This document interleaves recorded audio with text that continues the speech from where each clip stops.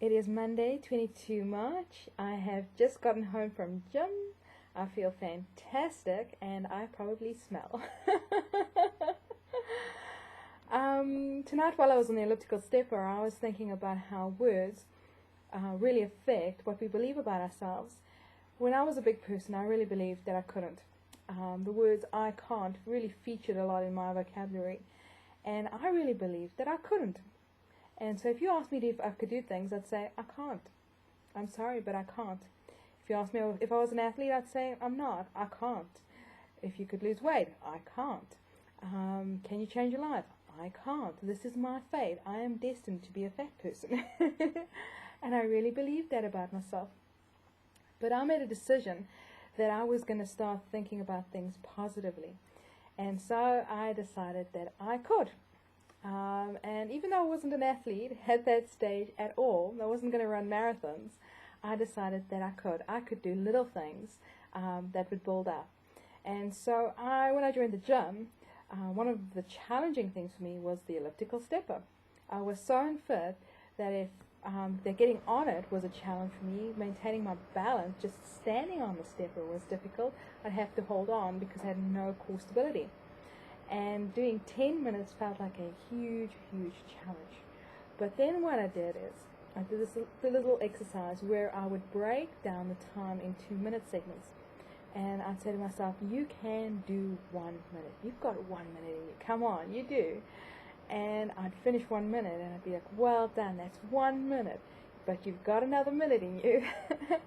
And so I'd finish another minute. And eventually I'd get up to 10 minutes. But because of my fitness levels, of course, 10 minutes felt really, really long. But I'd get off the step and go, well done, you've done 10 minutes. You can. My fitness levels increased, and I worked up to 20 minutes, but using the same technique. I'd get to 10 minutes and go, well, you've got another minute in you, and I'd work up to 11 minutes and finish my 20 minutes.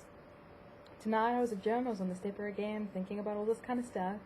I get off the stepper, and one of the ladies looks at me and goes, wow, you were really inspirational tonight on that stepper. And I was like, looked at her and I was like, oh, really? Well, why? She goes, well, you were really going for it. I'm like, oh, well, thanks. She says to me, how long were you on there for? And I'm like, well, I finished 40 minutes. And she's like, wow, I wish I could. I can only do 15. And I looked at her and I thought, well, actually, you can.